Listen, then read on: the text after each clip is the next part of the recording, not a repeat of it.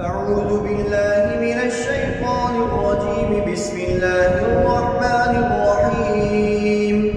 يوصيكم الله في أولادكم للذكر مثل حظ الأنثيين، فإن كن نساء فوق اثنتين فلهن ثلثا ما ترك، وإن كانت واحدة فلها النصف، ولأبويه لكل واحد منهما السدس مما ترك إن كان له ولد، فإن لم يكن له ولد وورثه أبواه فلأمه الثلث، فإن كان له إخوة فلأمه السدس من بعد وصية يوصي بها أو دين.